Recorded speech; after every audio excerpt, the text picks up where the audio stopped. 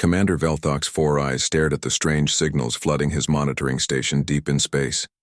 For 300 years, his people had been watching the small blue planet they called Terra 3. The humans living there were supposed to be simple creatures who had barely learned to fly in metal machines. Their computers said these humans would not travel between stars for another 1,000 years. But something was very wrong with what he was seeing now. "Sir," called Lieutenant Kexmar from across the control room, his voice shaking with worry. "These signals are not what we expected. They are too advanced, too complex. The humans are sending military messages and entertainment shows through space.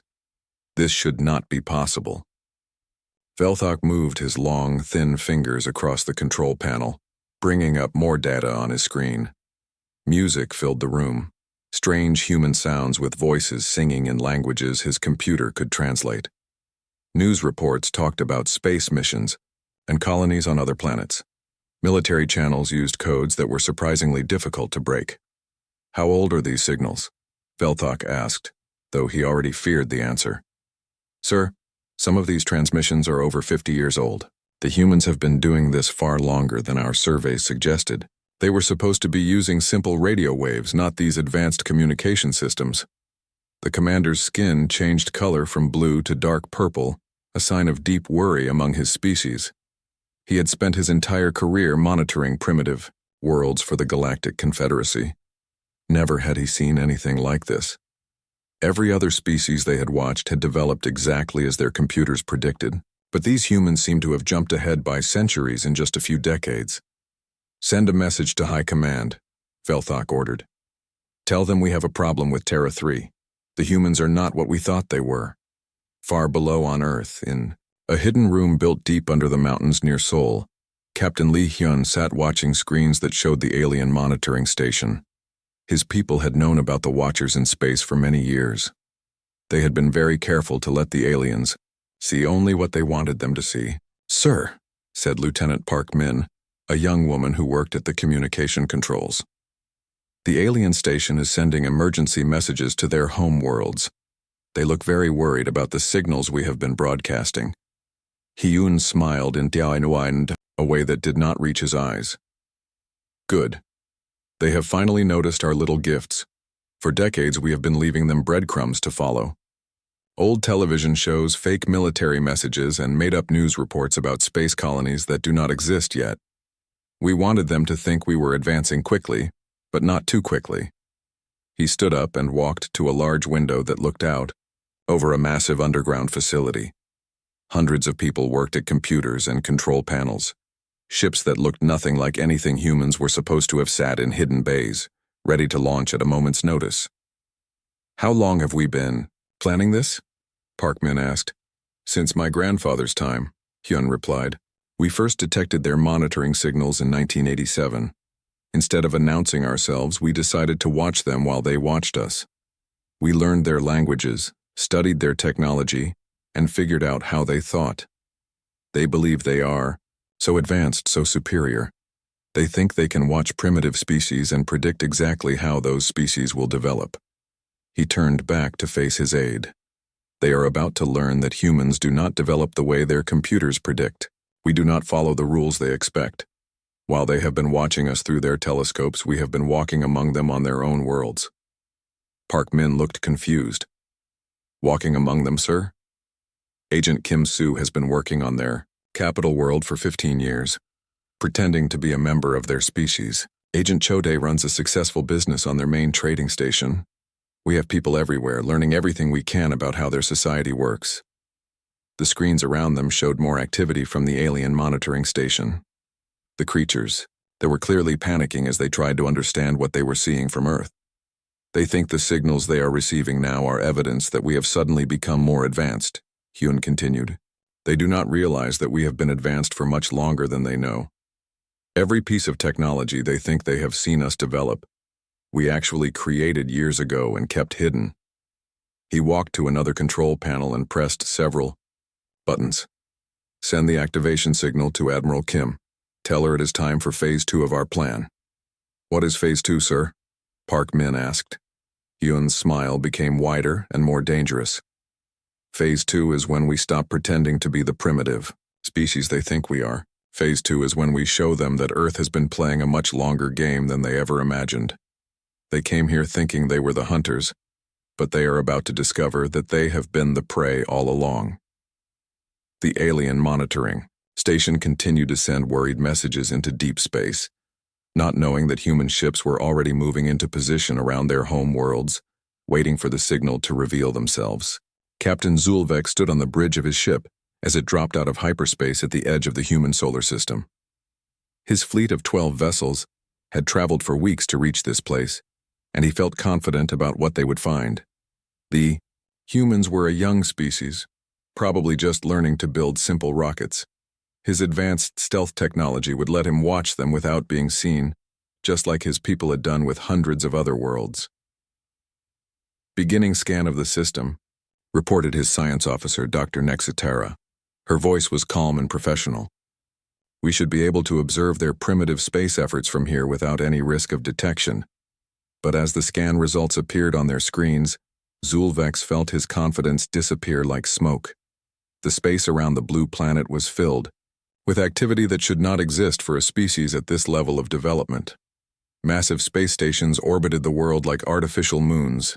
Ships moved between planets carrying cargo and passengers.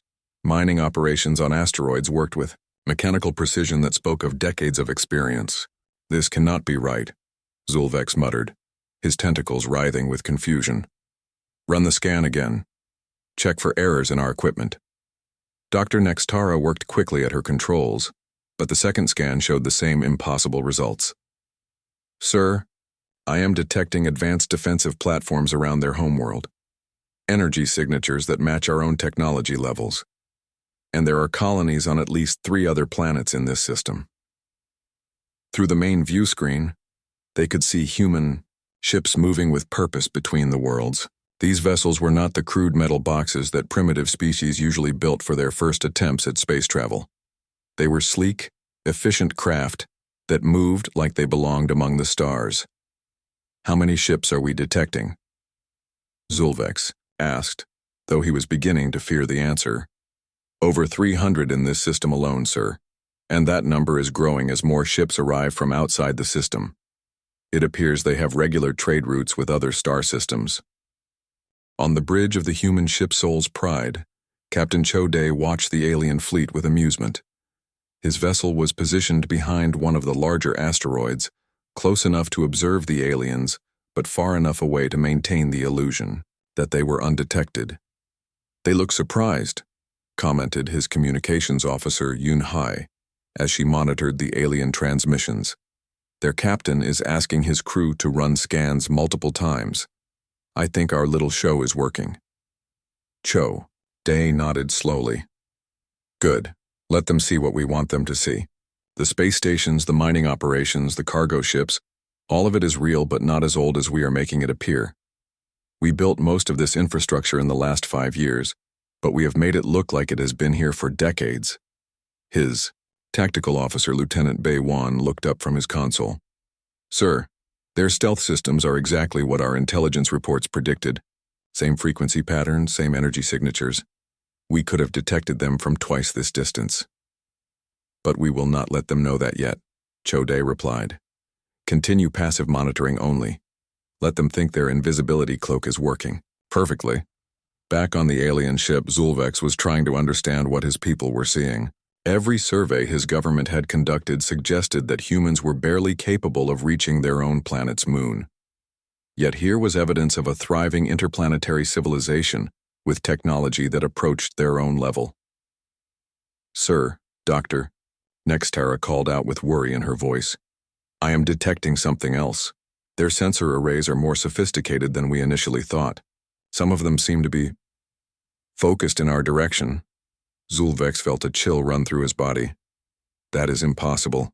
Our stealth technology has never failed against any species. We are completely invisible to their detection methods. I am running continuous scans of their sensor grid, Dr. Nextara reported. Sir, they have detection equipment throughout this entire system. Satellites, sensor buoys, monitoring stations on moons and asteroids. This is not the work of a newly spacefaring species. This looks like a defensive network that has been planned and built over many years. The captain moved to his own control station and began studying the data himself. What he saw made him question everything he thought he knew about human development. The defensive grid around their system was as sophisticated as anything the Confederacy used to protect their most important worlds. "Send a message to Admiral Vorkes," Zulvex ordered. "Tell him that our initial assessment of this species was completely wrong. These humans are not primitive. They are far more advanced than any of our surveys suggested." As his crew worked to compile their report, Zulvex continued to watch the human ships moving through their system. They operated with the smooth efficiency of a species that had been traveling between stars for generations. But according to every piece of intelligence the Confederacy possessed, humans had barely learned to fly just over a century ago. "Sir," his communications officer spoke up, "we are receiving a transmission from the human homeworld. It appears to be directed at our position." Zulvex felt his blood turn cold. "That should be impossible. We are completely cloaked." "The transmission is in our own language, sir. They are requesting that we identify ourselves and state our intentions in their space." The bridge fell silent as the crew realized what this meant. Somehow, impossibly, the humans had detected them. Admiral Vorkes had seen enough.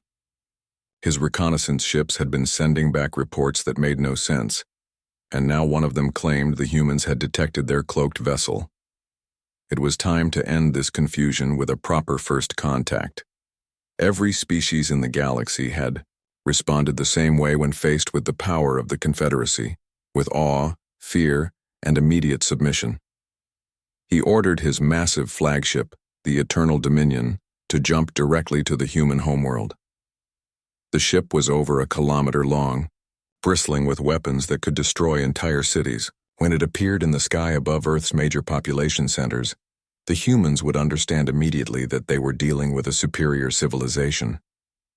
"Decloak the ship above their largest cities," Vorkes commanded. "Make sure they can see our full size and power, then open communications on all frequencies." The enormous vessel shimmered into view above New York, London, Tokyo, and Seoul simultaneously, its advanced technology allowing it to appear in multiple locations at once. Vorkes had used this technique dozens of times before. The sight of such a massive alien ship always caused panic, followed by desperate attempts to communicate and beg for mercy. He activated the communication system and began the speech he had given to every new species the Confederacy had encountered. "Primitive inhabitants of the third planet, I am Admiral Vorkes of the Galactic Confederacy. We have been watching your world and have decided it is time for first contact. Prepare to receive representatives of a civilization that spans thousands of worlds across the galaxy." He waited for the usual response: confused radio chatter, emergency broadcasts, and frantic attempts by world leaders to establish communication. Instead, what came back was a calm, professional voice speaking perfect galactic standard. "Confederacy vessel Eternal Dominion, this is Earth Defense Command. You are currently in violation of human territorial space. Please identify your commanding officer and state your specific intentions. You will also need to submit to standard customs and security protocols before proceeding further into our system." Vorkes stared at his communication console in complete bewilderment. In over 200 years of first contacts, no species had ever responded like this. They were supposed to be amazed, terrified, or overwhelmed. They were not supposed to treat his arrival like a routine border crossing. "How do they know our ship's designation?" he asked his communications officer. "How are they speaking our language so perfectly? And what do they mean by territorial space?" Before anyone could answer, more transmissions began arriving from the human world. These were not the panicked emergency broadcasts he expected, but organized military communications, discussing defensive positions and fleet movements. The humans were talking about their own ships as if they had an actual space navy. On Earth, in the war room beneath Geneva, Admiral Kim Soo watched the alien flagship through multiple camera feeds. Her staff worked calmly at their stations, implementing plans they had practiced hundreds of times. There was no panic, no confusion, no desperate scrambling to understand what was happening. The alien admiral seemed surprised by our response. reported Colonel Lim Jun from his position at the intelligence station. His ship's crew is running active scans trying to understand how we detected them and why we are not reacting the way they expected. Kim Soo nodded calmly. They are used to dealing with species that have never seen advanced technology before. They expect us to be impressed by their big ship and frightened by their weapons.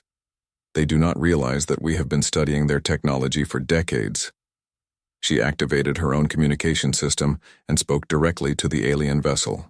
Admiral Vorkes, I am Admiral Kim Soo of Earth Defense Command.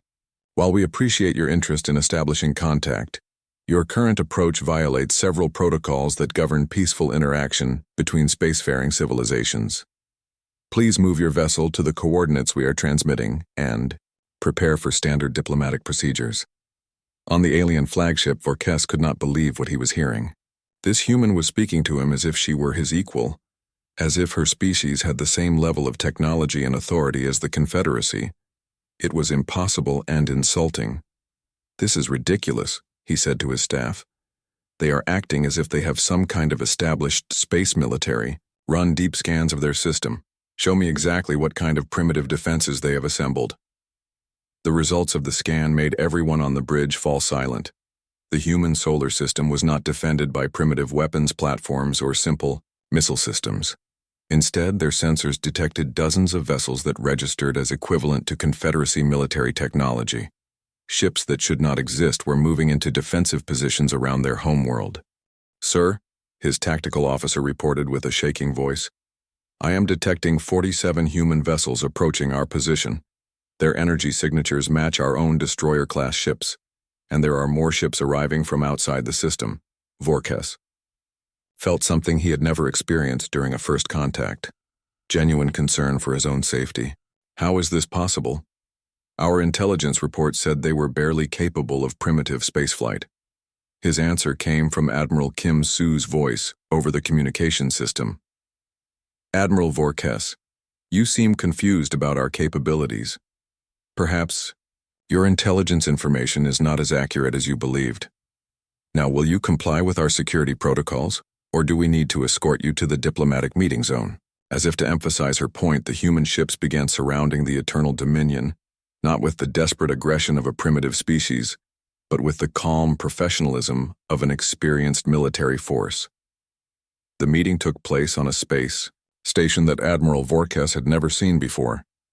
It floated in the asteroid belt between Mars and Jupiter, a massive structure that his sensors said had been there for at least 20 years. This was impossible. His people had been monitoring this system for centuries, and no such station had existed in their records. Admiral Kim Soo sat across from him at a conference table, looking completely relaxed and confident. She was a small, human woman with gray hair and sharp eyes that seemed to see everything.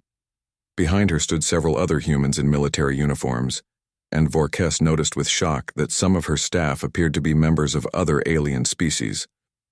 Species that were supposed to be loyal only to the Confederacy. You want to know how we knew about your civilization? Kim Soo said calmly, pressing a button on the table. A holographic display appeared in the air between them, showing images and data that made Vorkes's blood run cold. The display showed decades of intercepted Confederacy communications, military codes, technological specifications, ship designs, and detailed maps of Confederacy space.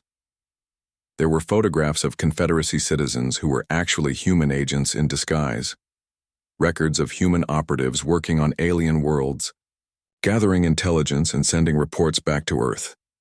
We have been listening to your radio transmissions for over 100 years, Kim Soo continued. Your secret observation posts broadcast their findings on frequencies that we learned to decode in the 1990s.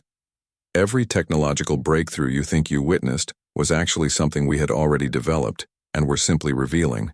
In stages. Vorkes stared at the evidence in disbelief. This cannot be real. Our security protocols, our encryption methods, they are the most advanced in the galaxy. They are advanced enough to keep your current member species from understanding them, replied Captain Neo Huan, Kim Soo's intelligence chief. But they were not designed to stop a species that approaches problems in completely different ways. While you were watching us through telescopes, We were walking among you, learning your languages, studying your culture, and copying your technology. The holographic display changed to show human agents living normal lives on Confederacy worlds. A human woman working as a scientist on the main research station. A human man running a successful trading business on the central commercial hub. Dozens of humans who had been operating in Confederacy space for years without anyone suspecting their true identity. Agent Park Hae has been working in your government's intelligence department for 12 years, Kim Soo said, pointing to one of the images. She has been sending us classified information about your military operations and diplomatic plans. Agent Cho Min owns 3 different businesses in your capital city and has been monitoring your economic activities. Vorkes felt his world collapsing around him. Everything he had believed about human development was wrong. The signals that brought us here, were they accidents? No, Kim Soo answered with a slight smile. Those signals were invitations. We decided it was time to stop hiding and reveal ourselves. But we wanted to do it on our terms, not yours. Every piece of evidence you found was carefully placed for you to discover. She pressed another button, and the display showed human ships throughout Confederacy space. Vessels that had been hiding in asteroid fields, disguised as space debris, or simply ignored because they looked like ordinary cargo haulers. There were hundreds of them, all armed and ready for action. Your reconnaissance fleet thought they were discovering a newly spacefaring species, Neo Huan said. In reality, you were being allowed to see exactly what we wanted you to see. We have had ships capable of faster-than-light travel for 30 years. We have colonies in 17 different star systems. We have been operating in galactic space longer than most of your member worlds have existed. The display showed more evidence of human activities throughout the galaxy, mining operations in distant systems, research stations in unexplored regions, and even diplomatic relationships with species that were not part of the Confederacy.